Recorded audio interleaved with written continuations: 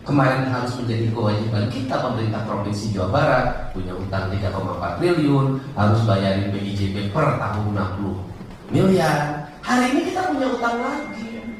Ini buka diskes, belum bayar dana BPJS ke kabupaten kota 300 miliar.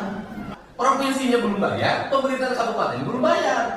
Nah, nanti dampaknya adalah ASN-nya nggak bisa masuk rumah sakit karena BPJS-nya nolak. Ini kan akan menjadi bencana kesehatan sosial di Jawa Barat. Nah, kenapa? Dan ini akan menjadi sesuatu yang rame. Kenapa? Karena gubernurnya Deddy Mulyadi.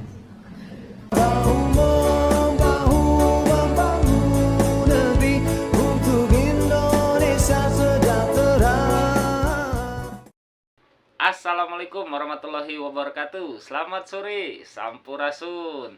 Teman-teman semuanya, kali ini publik jagat media sosial, terutama warga Provinsi Jawa Barat, dibikin kaget lagi oleh Kang Deddy Mulyadi. Pasalnya di depan Menteri Kesehatan, Kang Deddy Mulyadi membuka borok Ridwan Kamil, Gubernur Provinsi Jawa Barat sebelumnya, yang berhutang dana kesehatan BPJS sampai 300 miliar lebih.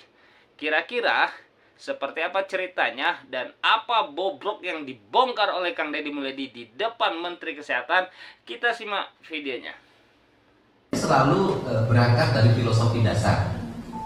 Saya kerangka berpikir saya pasti filsafat. Cuma bedanya saya filsafatnya filsafat yang otaknya di bawah 78. Saya kan termasuk orang yang didukung oleh orang-orang yang berotak jongkok 78.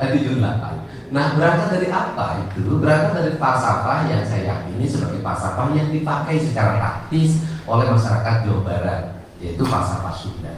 Orang Sunda itu kan merumuskan manusia, itu enggak rumit-rumit kayak filsafat Barat. Cukup cager, bager, bener, pinter, single, sudah. Kalimat cager itu kan kalimat sehat. Nah, dari mana kita harus memulainya? Justru saya ingin memulai revolusi di bidang kesehatan itu dari pendidikan. Dari pendidikan apa? Pertama, hari ini saya lebih fokus anak-anak di Jawa Barat semuanya harus sekolah SMA.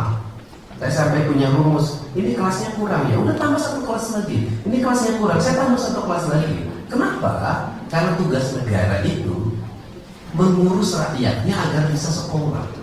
Jadi SMPD itu sebenarnya itu kalau melihat dari tugas negara menyiapkan pendidikan yang memadai sebenarnya tidak mesti ada. Kalau pemerintah bisa menyiapkan sekolah, pemerintah belum bisa menyiapkan sekolah negeri semua. Akhirnya ada yang masuk negeri, ada yang masuk swasta. Ini ada problem Pak. Kecenderungannya adalah anak-anak yang masuk sekolah negeri itu orang yang mampu. Karena apa? Karena anak-anak yang mampu hari ini menempati peringkat pendidikan yang baik di keluarganya, baik di lingkungannya, baik kadar gizinya, baik kadar proteinnya, dan baik perilaku hidupnya. Anak kelas menengah ke bawah hari ini terbalik, gizinya kurang baik, perilaku hidupnya kurang baik, lingkungannya buruk. Akhirnya mereka tersisih, masuk sekolah swasta.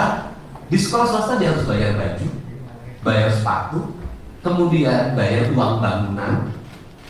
Akhirnya terjadi angka ekonomi kita makin menekan warga miskin, sehingga akhirnya mereka pinjam uang bank emok, bank keliling, pinjol dan sejenisnya. Sebenarnya saya ini lagi merangin apa? Saya lagi mengangkat derajat kelas menengah ke bawah untuk naik menjadi kelas menengah dengan cara apa? Dengan cara beban seluruh ekonominya dikurangi, yaitu pengeluaran keluarganya ditekan. Nah, sehingga dalam kerangka ini apa yang ingin saya lakukan? Saya ingin membuat anak-anak saya Jawa Barat sehat. Caranya bagaimana? Semiskin-miskinnya orang Jawa Barat, jajannya 10.000. Semiskin-miskinnya orang Jawa Barat, merokoknya sebungkus.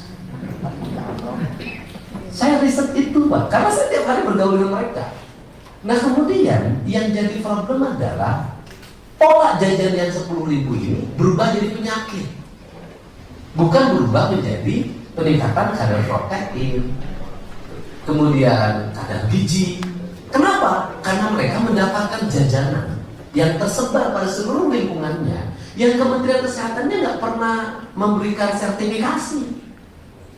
Tukang cilok ini sertifikat kesehatannya benar nggak? Tukang basreng dan sejenis. Bukan saya menganggap makanan mereka jelek, tidak. Tetapi saya lihat itu kan minyak jelantahnya 3 hari nggak ganti. Itu dikonsumsi oleh anak-anak kita. Nah sehingga saya ketika jadi bupati merubah kebijakan itu, walaupun saya dibenci oleh semua orang, karena bagi saya jadi pemimpin itu nggak apa-apa dibenci. Bukan hanya nyari yang popularity, enggak. Saya dibenci semua orang. Saya memperlakukan kebijakan waktu itu adalah bangun pagi, salat subuh, ke sekolah membawa bekal dari rumahnya sebelum ada program MBG zaman itu. Kemudian dari bekal itu apa sih yang dipacu waktu itu? Yang dipacu adalah kelompok produktif ibu-ibunya yang biasa ngerumpi itu, agar dia bangun pagi. Ibu-ibu yang kelas menengah ke bawah itu, agar mereka bangun pagi untuk masak bagi anak-anaknya. Dalam masakan itu ada doa ibunya, dan itu lebih dari apa? Nah kemudian mereka bawa bekal ke sekolah. Di sekolahnya itu nanti di mejanya diangkat ke meja dan gurunya melihat dan mereka makan. Dari situlah anak saya ngerti ikan asin cumi. Nah saya bilang, kenapa? Karena temannya yang sebelah tiap hari yang satu bangku itu karena anak menjadi sekolah tiap hari membawa ikan asin cumi, anak saya selalu bawa daging. Disitulah tukeran. Sehingga suatu saat anak saya hilang ketika maghrib, ternyata ditemukan lagi makan di rumah penjaga sekolah. Kata dia, makan sama ikan goreng cumi itu enak.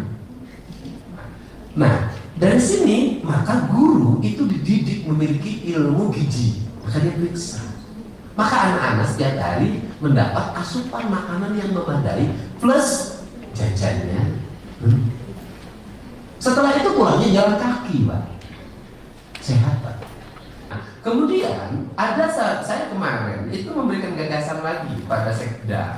Saya bilang begini, dulu saya Pak Menteri, ketika saya jadi bupati, saya zaman itu menitipkan uang 50 sampai 250 juta per puskesmas. Untuk apa? Melayani ibu hamil dan melayani anak-anak balita. Saya waktu itu idenya adalah kalau ada ibu hamil, misalnya dia memerlukan stimulus susu, stimulus berbagai jenis-jenis zat-zat yang menstimulus dirinya, maka dia cukup ke puskesmas, kemudian nanti dapat nota. Dari nota itu nanti dia belanja di supermarket, belanja di warung yang ditunjuk oleh pemerintah, belanja di apotek untuk mengambil bahan-bahan yang sesuai dengan keinginan dokter. Saya ingin itu.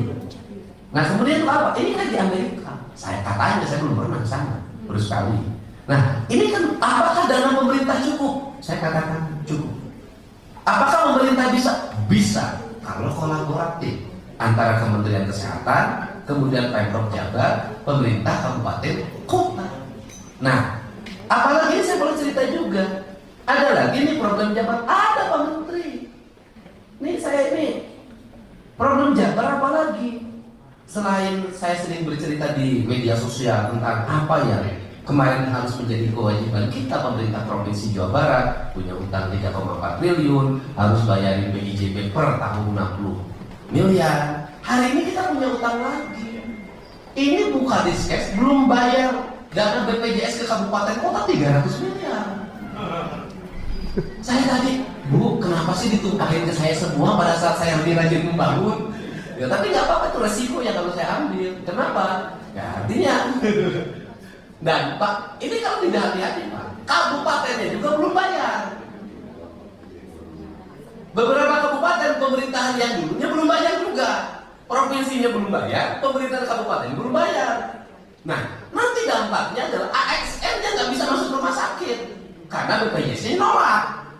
Kan ini harus segera direkonsiliasikan untuk segera dituntaskan. Di beberapa kabupaten belum bayar, kita tahu itu. Nah, ini kan akan menjadi bencana kesehatan sosial di Jawa Barat. Nah, kenapa? Dan ini akan menjadi sesuatu yang ramai. Kenapa? Karena gubernurnya Deddy Mulyadi. Seperti biasa, pidato memukau Kang Deddy Mulyadi yang disampaikan dengan tanpa teks sangat memukau dan berisi daging semua. Tidak hanya seolah-olah paham dengan manajemen kesehatan, Kang Deddy Mulyadi bahkan membongkar bobrok dan kebusukan Ridwan Kamil, Gubernur Provinsi Jawa Barat sebelumnya. Bayangkan jika dana BPJS itu sampai berhutang hampir lebih dari 300 miliar dan seluruh PNS di Provinsi Jawa Barat terancam tidak bisa berobat, apa yang akan terjadi kemudian? Maka menjadi pertanyaan besar di benak kita semua, kenapa pemerintah Provinsi Jawa Barat yang berhutang dana BPJS hampir 300 miliar, gubernurnya lebih banyak membuang uang, menghambur-hamburkan uang dengan dalih dana hibah kepada pesantren, kepada yayasan, kepada ormas, kepada organisasi kemasyarakatan. Apakah Ridwan Kamil itu tidak pernah berpikir untuk melunasi hutang BPJS sebelumnya? Semoga pertanyaan ini bisa segera dijawab oleh pihak yang berwenang. Aparat hukum, KPK, Kejaksaan, dan Kepolisian harus segera turun tangan untuk menyelesaikan apakah dana hutang 300 miliar ini juga terindikasi pidana, korupsi, kolusi, dan nepotisme. Oke, terlepas dari pekerjaan dari aparat hukum, kita kawal terus kebijakan gubernur kesayangan kita, Kang Deddy Mulyadi. Hatur nuhun. Assalamualaikum. Sampurasun. Bye-bye.